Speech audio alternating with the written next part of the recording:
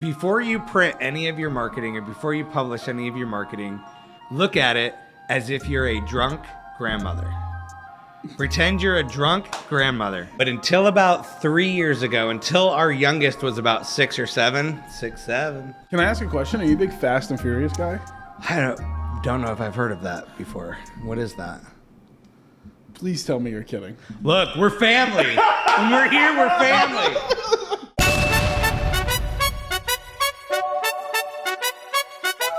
What's up, guys? Lift and Love. Lift and Love here. Where did you pull this question from? Why is that? Lift Love. Crochet. We out. What's up, guys? Welcome back to the Lifting Love podcast. You are awesome. If that's any indication of what this podcast is going to be, it's going to be a good one. Before we get into it, I want to thank our sponsor, Lake Hickory Pub and Marina, where lake and life meet. Go ahead and give it. Thank you for allowing us to film here and being gracious enough to, like I said, allow us to film here. He's got me off my game today. Dan, you're not supposed to talk in the background. But today's guest, clapping at his own plate. No, we love it. Today's guest, usually you hear him before you see him. He's the man, the myth, the legend, the founder, the owner and founder of Kanso Creative. It's Mr. Andrew Walker. How are you? Would I get no clap from Dan in the back for that one? Thank you. Thank you. He'll clap at his own pub and marina. I'll clap for his pub and marina. How are you, my friend? I love it here. I am fantastic. How are you? I'm doing great, man. So for the people who don't know you, who are you and what do you do? Oh, I am Andrew Walker. And as you said, I like to say I'm the creative director of the Kanso Creative. We are a design firm. We do website design, social media management, brand design, logo design, fun stuff. Marketing. So let's go back into the journey. Is your background in marketing? Is your background in social media? Like where does... Kind of, yeah. So I originally, when I graduated high school, really wanted to do graphic design. Oh, wow. So I went to school for the first 2 years and studied graphic design. Okay. And then I left school for a while, and one of my mentors at the time was in charge of the Nike watch department, all of Nike watches, which used to be a thing back in the day, that you wore them on your wrist. It was a whole thing. Anyway, he would talk to me a lot about my career path, where I was going, and he's like, you don't want to be a graphic designer. You want to be a graphic designer's boss, because they make money. Graphic designers don't make money. So then I went back to college, started over to get a marketing degree. And a few years into my marketing degree, one of my finance teachers were like, hey, you're really good at this finance stuff as well. You should double major. And everybody would want you because you do finance and marketing. And then I took a couple supply chain classes and logistics classes, and they're like, oh, you should triple major, because then you'll really be marketable. So I triple. And then you go back and you should be a quadruple major. So I triple majored in marketing, finance, and supply chain, and did not get a job directly out of college. So you're saying you're not a billionaire right now? I am not. But my first job out of college was working for Walmart Corporate, and then I went and worked for Dr. Pepper, Keurig, I think that's what they're called now, corporate as well. So many moons ago. So question for you, what's like your first memory of like, I want to be a graphic designer? Is there like an art class? Like for me, I'll give you an example. I knew I wasn't going to be like a quote unquote graphic designer Obviously. Or like an artist. This guy. I'm just kidding. I failed art in 9th grade. I literally failed art. That's awful. How do you do that? Suck at drawing, apparently. And my teacher didn't like me. Whole story, but I couldn't paint to save my life. Couldn't stay in the lines. You know what I'm saying? So I was like, maybe art's not for me. But like for you, is there a story or like a moment that you can kind of go back to? I don't know about a moment or a story. I've always been into drawing. I've filled so many notebooks with drawings. Most of it awful, but always loved it. And then I just really, really loved logo design. Yeah. Like I remember even like 13, 14 years old, just really loving good logo design. So I started doing that a little bit in high school, and then knew that's exactly what I wanted to get into. But I ended up after college doing mostly sales for the next 15 years. So, okay, hold on. So bro, this makes no sense. You triple major. This is America. Go to college. You're going to 100% Go to college. Use your degree, and you're going to live your life and be super successful, and you did not. I don't know. I feel like I've been successful. Well, no, I'm saying that's no. But like you had a degree or 3 degrees at this point, and coming out you went into sales. Yeah. So with Walmart, it was an internship, but I worked with the carbonated beverage department. So I worked with Coke, Pepsi, Dr. Pepper, and did some cool projects there. And then they decided they didn't want to hire me, but I begged the lady I got in a good relationship with at Dr. Pepper, and she found me an entry-level job in finance. So I worked for finance. My job was super boring. It was my job to look at invoices that came in and make sure they matched the deals the salesman had given them. So like, for example, if they invoiced Walmart $1 million for soda, Walmart would pay $650,000 of it. And it was my job to see, like, is that because of a discount we gave them? It was dumb and boring. And, like, I'm sure a machine does it now. That's how old I am. Oh, and stop it. But so then I got a job offer doing sales. I sold rubber mulch to playgrounds, to municipalities and school districts. And then I went and I did staffing, medical staffing for 10 years and ran sales teams in the medical staffing industry. And then moved into the mortgage industry, recruiting loan officers. And that's what brought me here. And then they decided to lay everybody off because that's what they do in the mortgage industry. Business is good, we hire. Business is bad, we lay everybody off. And that gave me a time to reflect. My wife and I had already started a travel agency. Yeah. My wife's the main person in that. She does everything. She's amazing. Stepping into adventure for all your travel needs. And it sounds like somebody came up with a slogan. I think we have a really good slogan. I don't remember it, but my wife knows it. So text, call her, she'll tell you what it is. So it seems like before we get into all the stuff you're doing now, it seems like your journey has been adaptability, right? It seems like you get opportunity, you go for it, and then something's going to happen. You're learning stuff, you're using those to apply it to the job you have, and then a better opportunity comes. So like, how has being adaptable kind of shaped your journey into kind of where you are now? Yeah, I think that's important because if you're not adaptable, you're going to miss out on the opportunities that come. So when I was laid off, I went and took a job for the Burke County Sheriff's Department, and I was working at the jail. I believe everybody should do that, and we should praise everybody that does that. It is an awful job, and nobody should have to do it. Why should everyone do it?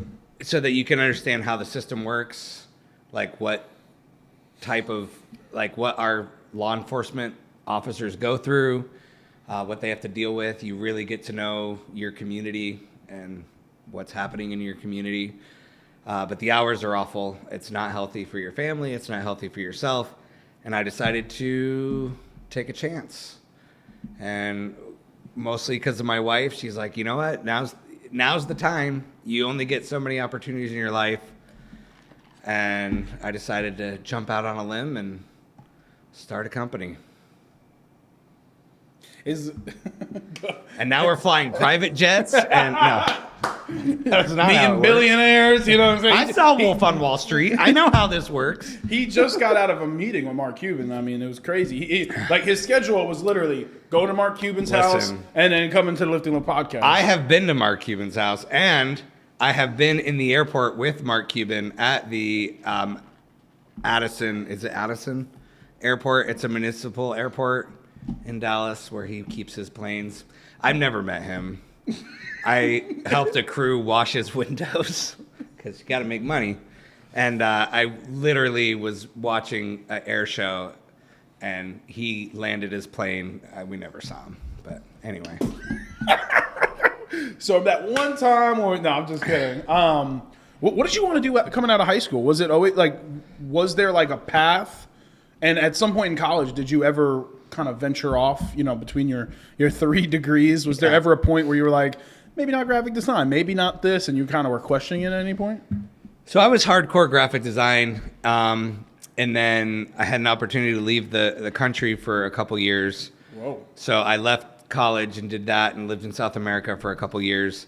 But then when I came back, that's when I was like, I don't know. I don't know what I want to do with my life. I don't know where I want to go. I really like cars. I like to rebuild cars and work on cars. I thought about being a painter for a while. And then eventually it was like, because I was fortunate enough to connect with good people and mentors, got pushed to go back to school and to study business, essentially. And then that whole next set of college, my goal was to join corporate America, work for a major Fortune 500 company, and do that for the rest of my life. What was living in South America like? I feel like moving to a different state is one thing, but to literally get out of the country, because I feel like the Western culture is a whole different thing. That's a whole nother podcast. But like getting into a place where you're not familiar with your surroundings, you don't know what's going to happen, you don't know what life, culture, food, all that's like. So what was it like for you? Yeah, I didn't even speak the language at the time. It was amazing. It was amazing. I highly recommend everybody get out of their comfort zone as much as possible. Don't stay wherever you are, move around, see what else is out there, visit other places as much as possible. I think what really the biggest takeaway I took from anything is just how similar we all are and how human nature is. Like, even though we speak a different language, we grew up in different cultures, people are people. And yeah, I like that. People are people. We're your people. We're Sorry. Shout out to Foothills Employment. Shout out Leanne. So you talked with your wife. Well, first off, how did the business for your wife come about? Was that something she was always doing? Or? Yeah, so so the way travel agency works is you have a host agency and they hire agents that are all 1099 contract workers. So similar to like a real estate breakdown? Yeah. And so she worked for one for a while, and we were looking at the numbers, and I was like, you would have made $5,000 more last year if we owned our own company. So like we did it, and then we didn't realize like how incredibly difficult it is to start your own company. But now that it's done, we have 8 agents currently.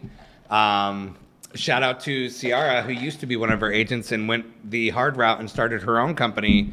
She is now a host agency, so she's amazing. She is. I know. She's another Lifting Love podcast alum. She is. She's awesome. I'm sure everybody out there knows. And if you need a great travel agent, she is also phenomenal, especially if you are looking for all-inclusive resort or virgin cruises, which I recommend. She knows everything. Yeah. She's awesome. One of the things, real quick, your wife, how'd you guys meet? We met ages ago. Was that when the dinosaurs? Was that when the dinosaurs were roaming? I mean, that's what my kids think. I was born in the 1900s before the dinosaur ages. Literally what my 14-year-old said. Yeah, we met in Austin, Texas. That's where we were living at the time. I called myself a musician because that's what I was thinking of doing, and I played a lot of gigs and did a lot of stuff. But yeah, so we met while I lived in Austin, and we, fell in love, the whole shebang. And I pulled the wool over her eyes, and she said yes, and now she can't take it back. Hold on, there has to be more to the story than you just met in Texas. I mean, that's pretty much it. I knew her sister for a while, so we had met through her sister, and then we had met through church, and we hung out and were in the same circle of friends for months. And then, I went to stay with my parents over Christmas break for like a week, and she was the only one texting back. I think I texted like 20 different people because I was bored, and she's the only one that texted back. So we texted over the whole break, and then I was like, oh, we should go on a date. And I picked her. She picked me up from the airport, and for the 17 years we've been married, I think we've only been separated like 7 days or 8 days, something like that. That's insane. That's crazy. So no crazy story like you grabbed the cat out of a burning building and it was her cat. Nothing crazy. No. That's crazy. No. So what is going into business with your partner done for not only your relationship but your perspective on the business world? It works really, really well for us. We actually share an office together in the house. Our desks are right next to each other. And then with the travel agency, she does 100% travel. All she does all day is help put together quotes for people and help them through all this different things. And then all I really do for the travel agency is like the back end financials, making sure people are getting their commission checks. Yeah. Like that's really all I do. She does everything else. So it's been pretty easy. And then 99% of my time is working on the Kanso Creative and, building websites and making flyers and hanging out with cool people like you. Which we're going to get to in a minute. If, real quick, your kids. So you have 4 kids. How old are they? And really, something I'm learning, and I have a fresh kid. You fresh are out of the fresh. oven. How has having kids impacted your life? And if you could talk about your kids real quick. Yeah, so my youngest son is 9. And then I have an 11-year-old daughter, a 13-year-old son, and a 14-year-old son. Wow. Look, on paper, knocking all your kids out that quick sounds amazing. But until about 3 years ago, until our youngest was about 6 or 7, 6, 7. That's getting clipped. Until our youngest was about 6 or 7,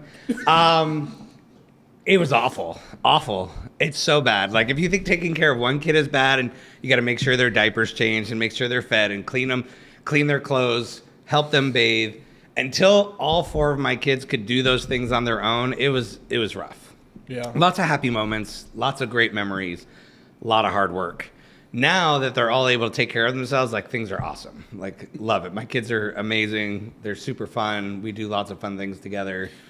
Well, you were telling me, I think it was that leadership Caldwell that we were doing. You were talking about you guys are rebuilding a Nissan right now? We are. I just bought a 2005 Nissan 350Z Enthusiast, for those who are really into it. That means it has a 6-speed manual transmission. Yeah, and right now it's currently on jack stands. I've ripped off all of the brakes and rotors, and we're starting to put her back together. She has no bumper on the front or rear. She needs a new window motor. She needs all new fluids. She's going to need all new brakes and rotors. And what else? We have to do a lot. There's a lot of painting. Sanding. My son's going to really understand sanding, which is really the art of painting, is how good did you sand? You gotta, it's like the foundation before. Oh, it's not just the foundation. People don't realize, like, you sand, then you sand, then you fill it, then you do Bondo, then you sand, Bondo, sand, Bondo, sand. Then when you finally get to primer, you're going to primer, sand. That's the part that everybody forgets. Right. And then you got to paint and sand. You're going to do a base coat sand, base coat sand, base coat sand, clear coat sand, clear coat sand, clear coat sand, buff, and then you'll have a beautiful showroom.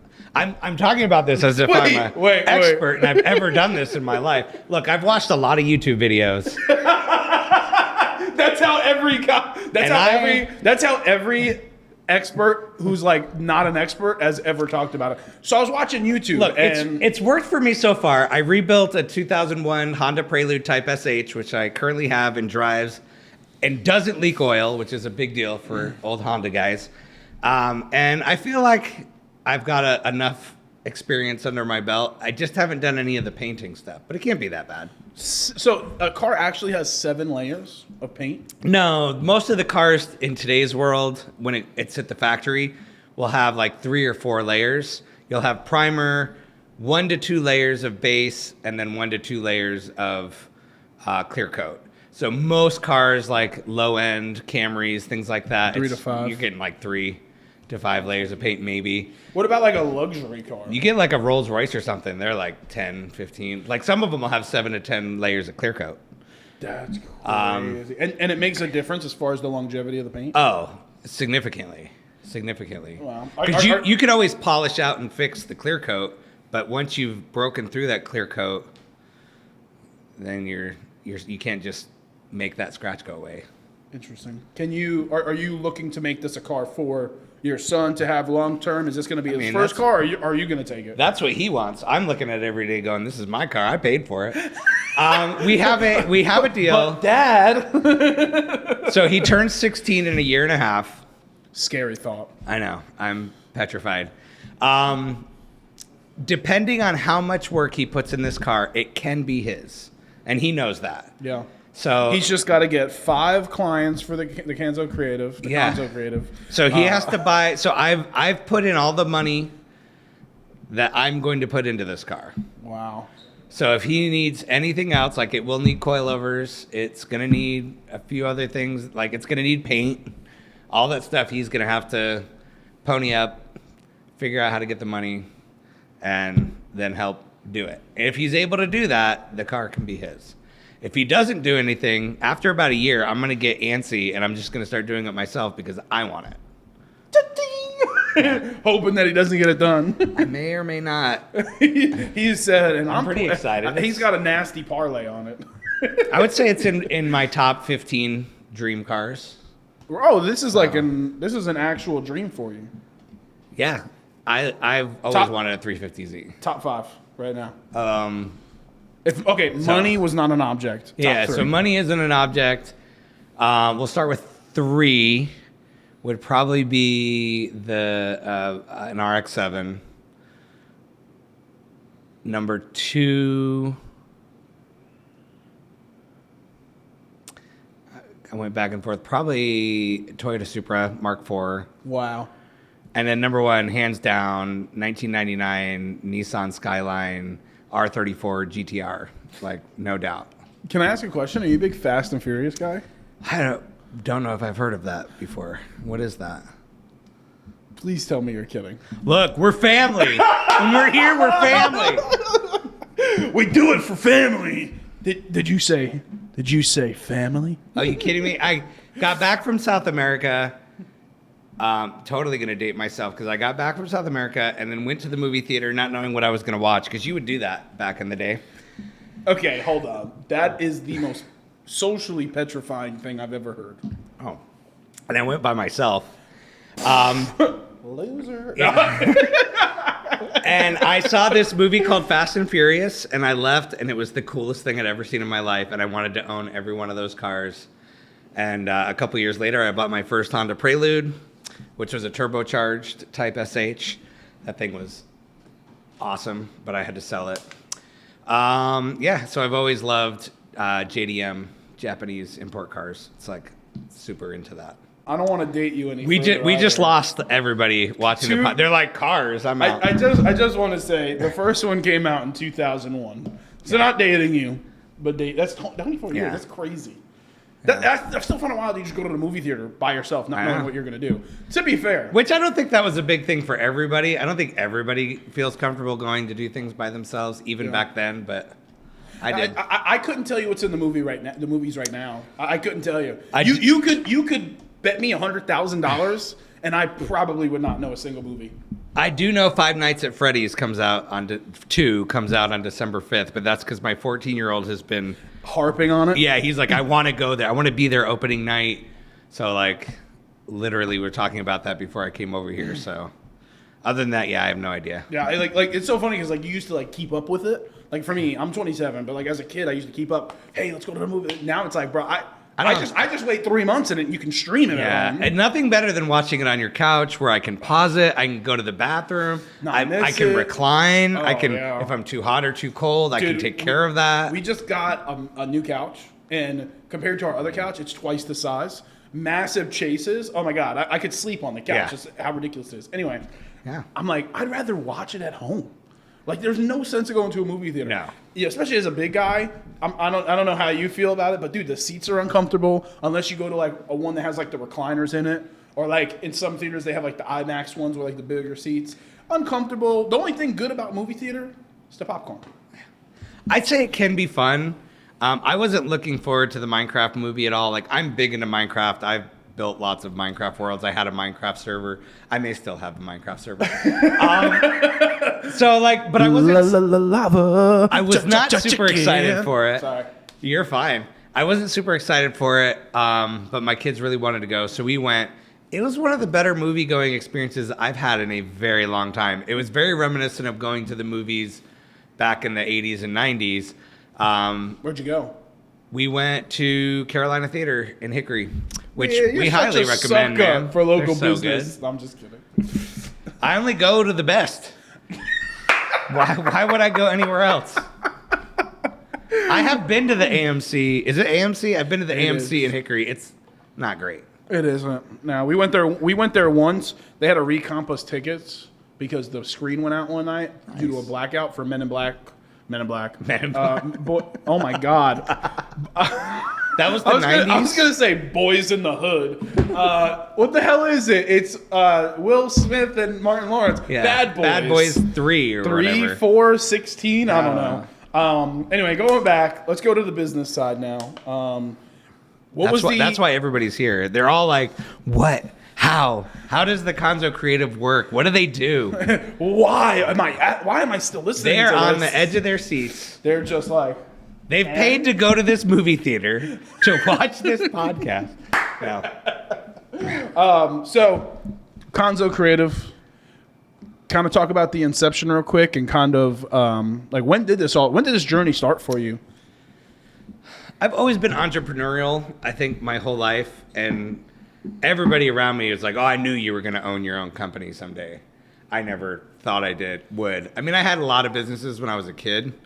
Mowing lawns, babysitting, different things like that. But it was a little bit different jumping into like a real business. But yeah, it was the hardest part was figuring out like how can I, what service or product can I provide that brings really good value to somebody that isn't insanely expensive. And I stumbled upon this product that I use. It's the platform that I use to build websites. It kind of has changed the game on how somebody like me can manage websites, put websites together. And then I have a few other tricks that I do to be able to do it all one person. And that kind of just fell into place. When I saw that, I was like, I can turn that into a business because every business needs a website. Yeah. And what I'm really good at is I have a pretty decent eye for design and I can see things and it's really important for me to make things look professional. Even if you're a mom and pop, take for example, Homespun by Betty. I don't know if anybody's heard of her. She's amazing. You should check her out. homespunbybetty.com, I believe. But she does custom jams. So she does liquor and marijuana-infused jams. And she makes all regular jams too. But everything about her business was very like mom and pop, homemade, slapped together. You could tell she was printing labels off, just making stuff. And we went through, redid her website, redid her labels, and got her set up where she now has, I don't like the word legit because she was legit, but it just looks way more professional, way more thought out. She's currently at the North Carolina State Fair, and she's been selling out. She said she's been doing better than she's done in years previous. She's not exactly sure, but she thinks it might be because it just looks more professional. People are more comfortable when it's put together. So that's one thing I like to bring to every client that I have. How do we portray you in the best light? And then your story is number one, the most important thing. People, honestly, a product or a service without a story is just a commodity. But a product or a service with a story, that's a brand.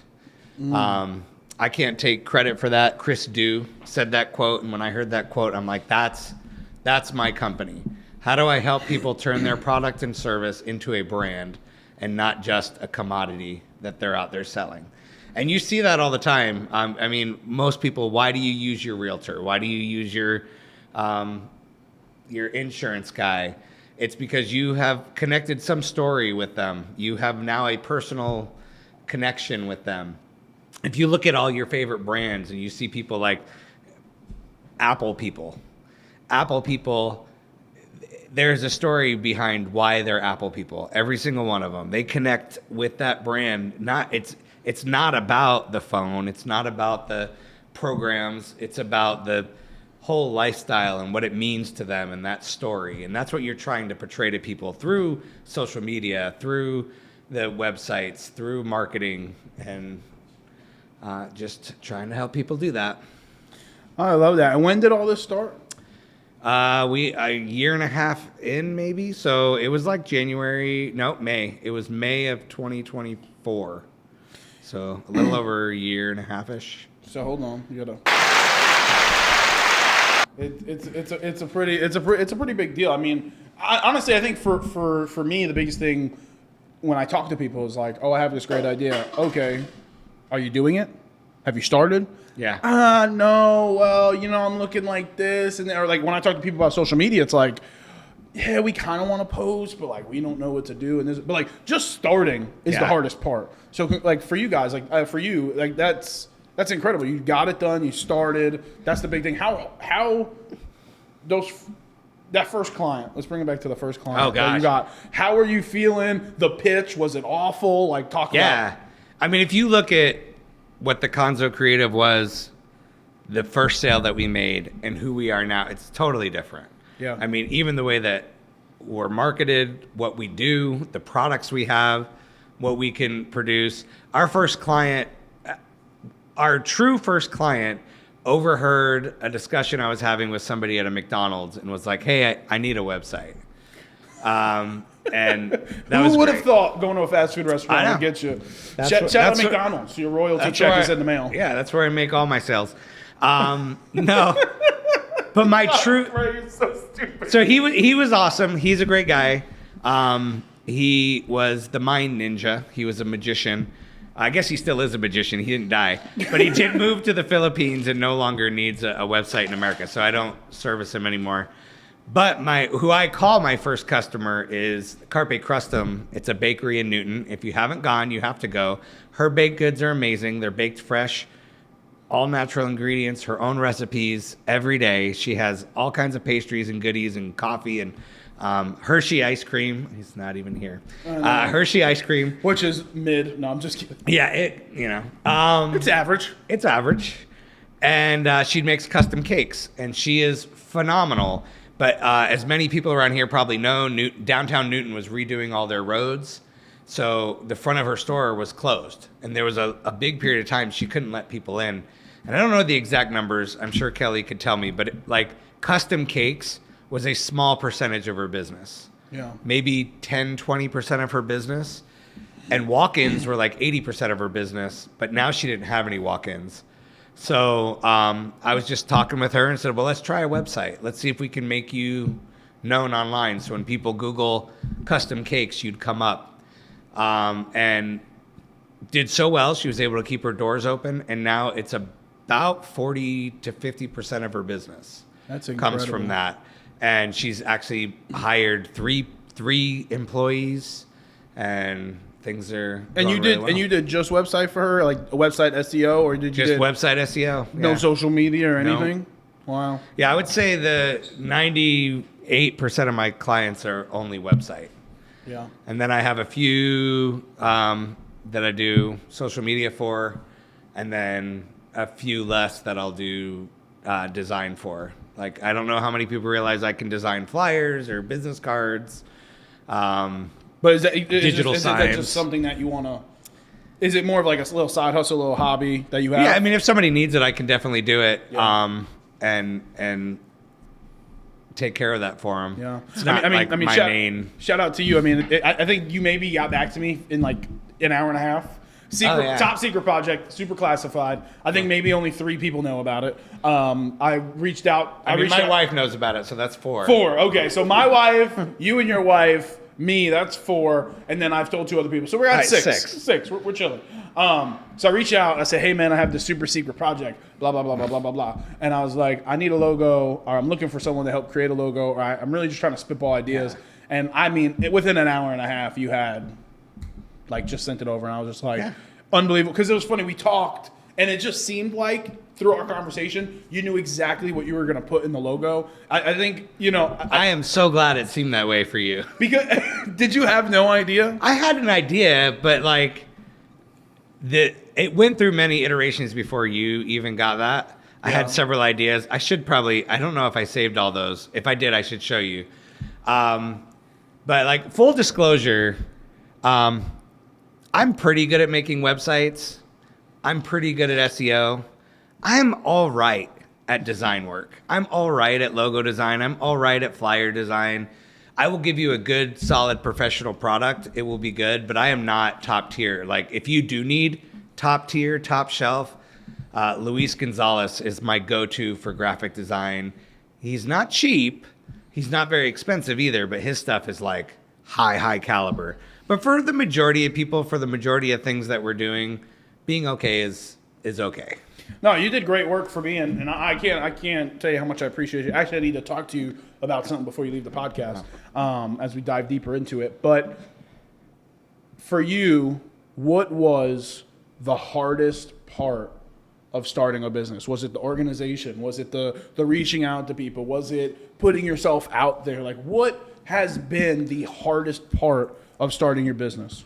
One of the reasons I wanted to start a business is so I didn't have to do sales. I'm a systems person, so I have really good systems and things set up to try to automate stuff as much as possible.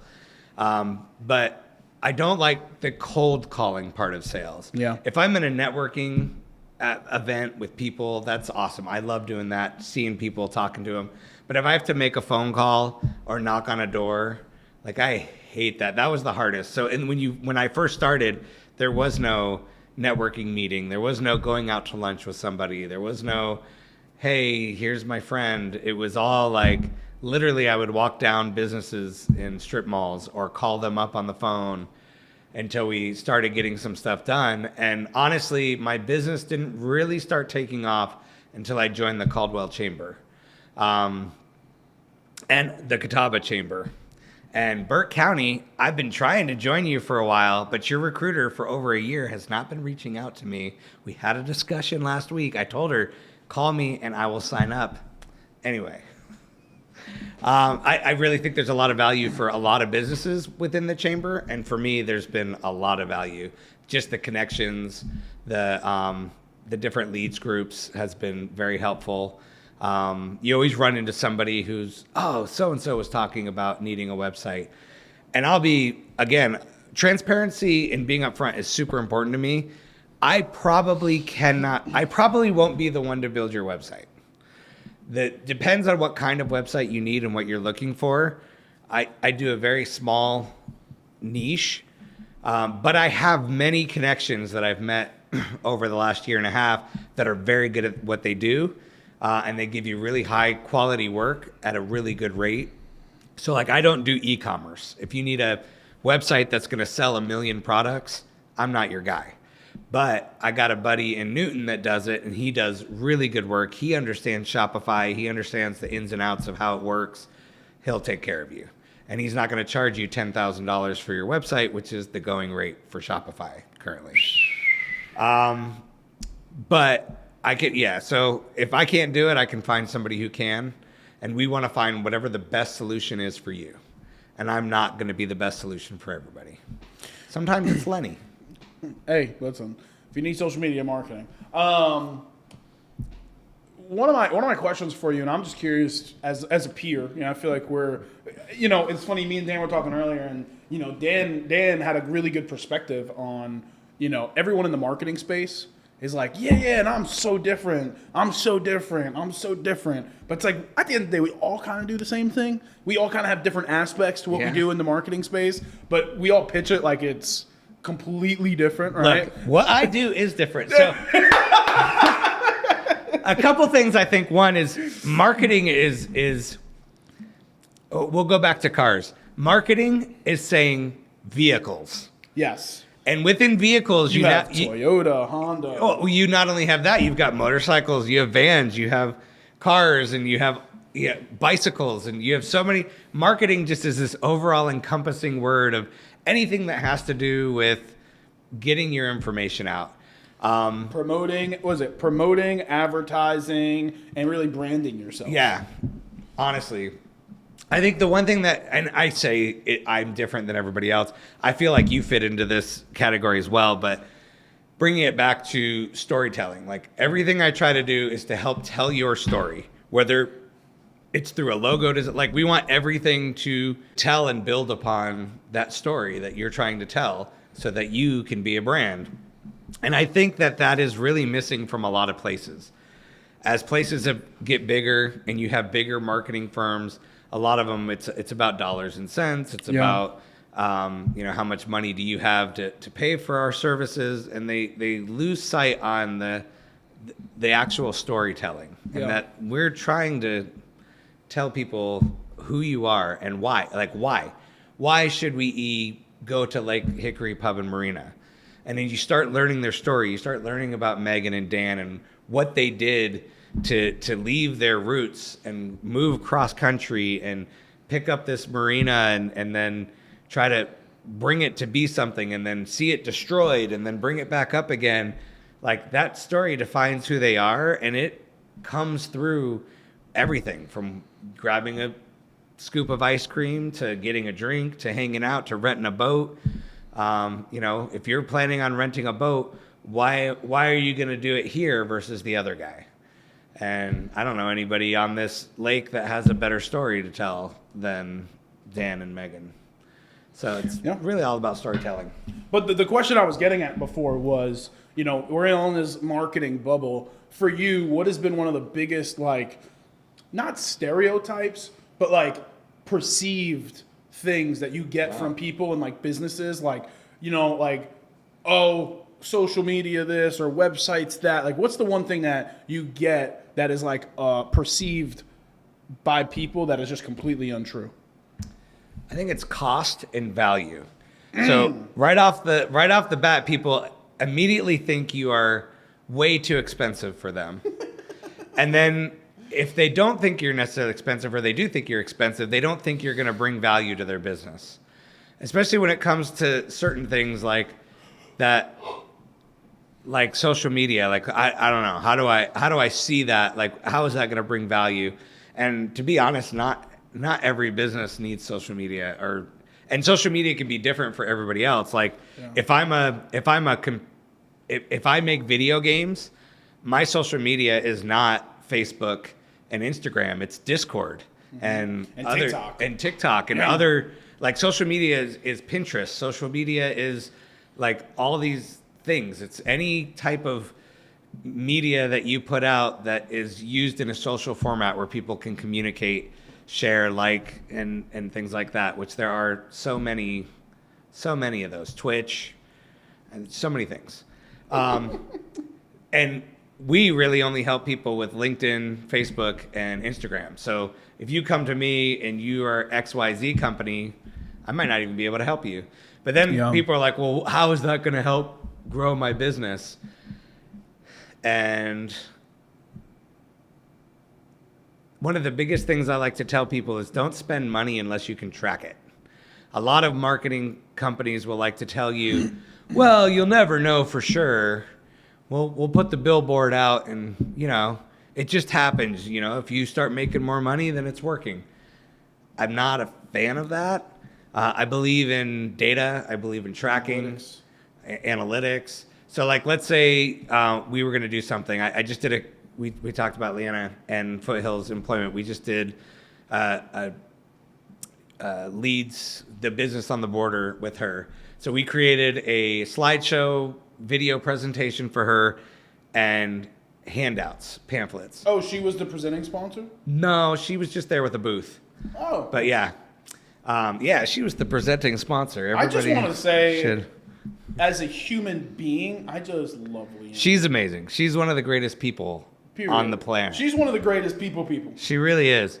But one thing that we did specifically is we want to know, was this event successful? So the easiest way to track that is, did I get any business from this event? So we set up a specific landing page, and we had specific pamphlets that had a QR code that only go to that specific landing page. Yeah. So now we can track it over time and look at it and go, okay, 20 people went to the website. 5 people filled out a form.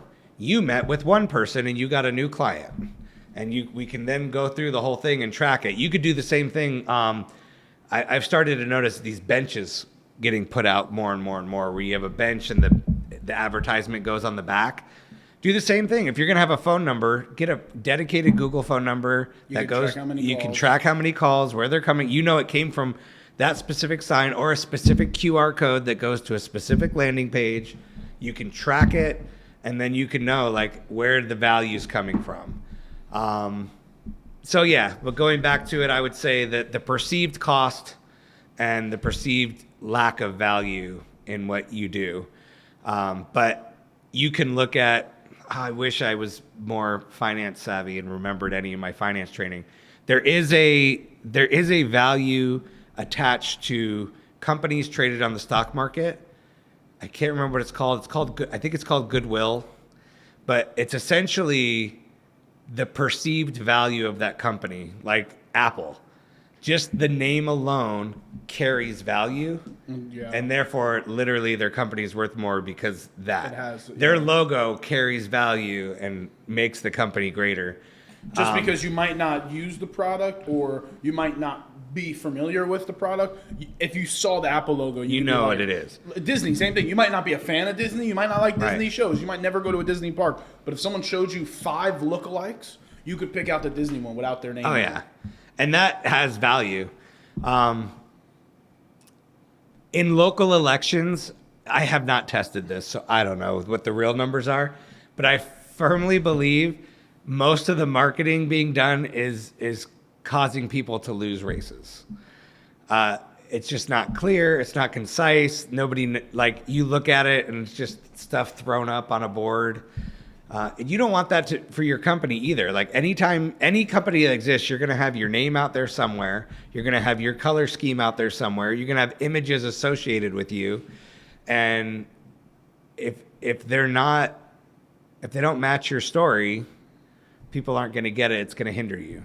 So I think it's important to at least meet with somebody to kind of get a direction. I see so many companies out there who are just grasping at straws, and you almost don't know what their business is.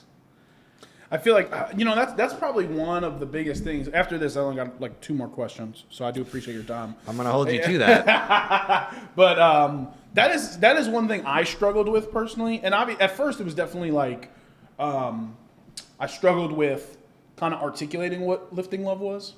But then after a while, I learned how to articulate it, and I still found people had trouble. Because I feel like sometimes, and this is not indirectly or directly throwing shade at anybody, but some of these leads groups and networking groups, feel it. The heat's and coming. I'm just kidding. Some of these events that we do, there's no like, I took communications in college, and there's the difference between like actively participating in a conversation and just having a conversation. You can have a conversation all day long and not getting a single piece of information out of that. Right. But we can have the most engaged, active listening conversation possible and really, really go deep. And again, it's partially on me as well. But I feel like sometimes you go to these events and there's a lot of surface level. Yeah. It's one of the things I started this podcast for. Like, I had Bill on here for an hour, and I learned more about Bill, and Bill's amazing. Done hundreds of events with him. Go vote. Go vote. This is going to be out after the election. So Mayor good job. Bill Field. Yeah, Mayor hold up. Mayor Bill Field. Calling it now. Yeah. Congratulations. Listen, the votes are in, baby. Because if only our vote matters, you're in. You're a mayor. But you go to these events, and there's not a lot of surface level conversations. And then I went to a random networking event that I usually don't go to. And someone came up to me and was like, hey, man, it's awesome, all the stuff you're doing with Lift and Love. You guys are a nonprofit and do this. And I'm like, it's not even what I do. I have a social media marketing company. And this guy felt like his face got flushed and he was white as a ghost. And he goes, "I'm so sorry." I said, "It's all good, man. I listen. I get it. I couldn't tell you what you do. To be honest with you, like I couldn't tell you at a super deep level what you do. I know you're this accounting guy or this banking guy, but I couldn't tell you more, right?" Yeah, I think that's exactly why you need to at least consult or talk with somebody who may know what they're doing. I heard the best marketing advice ever this morning, scrolling on YouTube Shorts. Doom scrolling. I was doom scrolling for a second, but this guy came out and he's like, before you print any of your marketing or before you publish any of your marketing, look at it as if you're a drunk grandmother. Pretend you're a drunk grandmother. Can a drunk grandmother understand what you're saying? So he had an example. One example was it was like a phone, and it was like 250 megabytes, X hertz, whatever. And he's like, or over here, I forget exactly what it was, but it was like holds 1,000 songs or something like that. And it was like, yeah. The drunk grandma would understand. So the whole point is to keep it simple. You want to keep it simple, stupid. Yes, which is exactly why we're called the Kanso Creative, because Kanso means simplicity in Japanese. So just to let you know, because I do have kind of a script in my head, that was my next question. Yeah. I brought that back for you all. You're welcome. For you and Kanso, like what's the name behind it? What's the meaning? Kind of talk about really the name process, because I feel like in a business, unless it clicks, kind of takes a minute to find what it is. You know? Absolutely. I don't even remember what they were. I have them written down somewhere, but I had like 3 or 4 other business names. Most of them were already taken or... Dude, okay, can I real quick? Isn't that the worst thing in the world? You're like, dude, this is phenomenal. Yeah. Holy shit. Like, this should exist. Wait. I had designed logos and had ideas. Couldn't come up with anything at all. And then I have weird hobbies. I'm into ASMR stuff. Like, I'll watch people on YouTube machining stuff for hours. Okay, have you seen the carpet cleaning guy? Yeah. That is good. It's not as good as watching people cut stuff out of billeted aluminum. Oh my God. The cleaning guy. I can literally watch days. I could just sit there for 24 hours and just go. But here I am a marketing and graphic design nerd. Yeah. And I watch lots of videos. I'll watch videos on typography and like what kerning is good and not good. For those who don't know, kerning is the space in between letters. It's really important. But I was watching this one and it was going through the 7 design principles of Wabi Sabi, which for those who don't know, it's the 7 principles of Japanese design. And when it got to number 5, like number 1 was the most obvious. Everybody knows Feng Shui. Yeah. But then it got down to number 5 and it was Kanso. And they started talking about Kanso. And Kanso is all about simplicity. Literally translates, the word Kanso translates to simplicity in Japanese. But it's like if you're going to design a library, all that should be in that library are books and bookshelves and 1 chair and a desk lamp. You keep it to the bare minimum of what you need. When you have a bedroom, there should be a bed and only the things that you need in that room. And that's the whole design principle behind Kanso. So I think it should be, so I saw that, I latched onto it, and I was like, that's exactly how marketing needs to be. That's how everything we do needs to be. Just keep it as simple as possible. When things start getting complicated and cloudy, like the best marketing that exists is simple. Apple logo in the middle of your screen and everybody knows what it is. It could be an Apple logo in the middle of the screen with 2026 and everybody will freak out. They'll be like, oh my gosh, some new product is coming out in 2026. They've done such a good job. And that's simple. That's all they need. That's all they need to do. I mean, even the fact of you could tell an iPhone's released every September. Like, even to the point where, like, it's like this big old announcement where it's like, it's June. Do I want to get a new phone or do I just wait a couple months because they're going to release it? They've done a good job. And at the same time, like, I don't like going to the Cheesecake Factory because it's super complicated. They give you this 400-page booklet and they have everything in the world you can ever think of. And you're like, sit there for 8 hours trying to figure out what you want. And then In the end, you buy cheesecake that's 8,000 calories and you're fat now. I mean, yeah, I went to the Cheesecake Factory a couple months ago when I was in New York. And shout out Elo for going to the factory with me. And, dude, that cheesecake, man. I literally sat there and asked the waitress. I said, how the hell do you come up with random ass flavors for cheesecake? I'm like, how do you come up with this stuff? And they're like, yeah, it's just been formulated, and gave the whole bull crap answer. And I was just like, there's no, someone was just sitting here like, man, I feel like bananas and squash go together, and they're gonna be delicious. Let's just throw that into a cheesecake, and it comes out amazing, or whatever, just random things. Secret, it's made in a warehouse in the same spot, and then they flash freeze them and mail them out to everybody. Actually, yeah, that's crazy. All their food, actually. All of it? I think they try to locally source some vegetables, but the mass majority of it goes to a distribution center, and it's spread out. It's all made in the same place and flash frozen. They're just heating up food. Well, now we don't go to the Cheesecake Factory. Welcome to capitalism. So these are the last two questions, but they're technically one. Okay. So real quick, before I get into the last question of the podcast, how can people find you? How can people use your services? Who's your ideal client? Real quick, kind of go into a little pitch on if a business wants to work with you or can work with you. You are my ideal client. If you're watching me now, give me a call. No, anybody really. Small to medium-sized companies are probably the best. I've done a little bit of work with bigger companies. It's not as exciting for me because you only get a part of the puzzle. But yeah. KansoCreative.com. Honestly, if you Google Kanso, you'll probably get my website before you even get anything on the design form from Japan. Which is crazy. Yeah, you could follow me on Facebook. You could follow us on Instagram, on LinkedIn. We're always at the Caldwell Leads every Thursday morning. Come see me in person. I show up to Catawba ones every once in a while. They're first Friday. Yeah, so that's how you can find me. I'm sure I'll be tagged at the bottom. If you're watching on YouTube, link in the description. Look at you doing my job. Don't forget to subscribe, like and subscribe. It actually makes a big difference. And then if you have it, which not everybody does, there is a new thing. It's not liking. It's like you can give them a scale. I've only heard of it in passing. This is brand new. But like people have the ability to like give it clout or something. I don't know. I'm speaking outside. I don't do YouTube.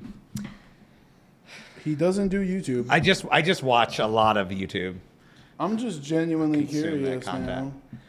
Let's see. And yeah. I don't think there's... The only reason I saw it is because somebody, I think it was maybe been a Mr. Beast video. He mentioned it. He's like, next to the like button, click on this thing. First off, what an amazing guy, Mr. Beast, huh? He's impressive. He's impressive, to say the least. All right, and then the final question as we wrap up. Sorry, I was like, I'm on YouTube all the time. I've never seen this thing. So last question we ask every single guest. For anyone watching, what's the best piece of life advice you can give them? Oh, gosh. I should have been prepared. You should have. Listen, I gave you I gave you the script and everything, all the questions. And I've watched the podcast many times. Did you actually? Yeah, I've seen I haven't seen all of yours, but I've seen at least a dozen. Hold on. How am I gonna not? All my friends and like Laurel and Ciara, Bill, these guys have all been on your podcast. I've seen all those episodes. That's really tough. Dan and I have talked about this because we both have done the same thing. We both were working in corporate America, keeping up with the Joneses, and trying to, find that next paycheck. And I spent so many hours at work. I would work 10, 12-hour days. One of the main reasons I moved to North Carolina from Texas, and one of the main reasons I started my business, was to build a life where I could spend more time doing the things I care about, which is spend time with my kids, have hobbies, enjoy the world, we live in an amazing place here. one of the greatest things about where we live now is you're never within like 15 minutes from a waterfall. You get the All Trails app. It's free. You can find hikes everywhere. So spending time outside, just set your life up so that you don't have to keep up with the Joneses or chase down that next paycheck. There are 2 ways to increase your ability to have more income, and that's either add income and the other one's to lower expenses. So don't get caught up in debt. Don't get caught up in, things like that. Try to pay cash for things and just keep it simple. Kanso. And with that, one more time for Andrew from the Kanso Creative. One more time for Lake. Thank you, Leno. Oh, see, that's cool because it's like Jay Leno. Hey, listen, you're welcome. And one more time for Lake Hickory Pub and Marina, where lake and life meet. We're gonna hold on. Where lake and podcasts meet. Ooh, I like that. Say it again. Where lake and podcasts meet. I love that. It's a new partnership right there. But until next time, guys, hit that subscribe button, follow wherever you get your podcast, and most importantly, guys, lift love, crush hate. Until next time, we out.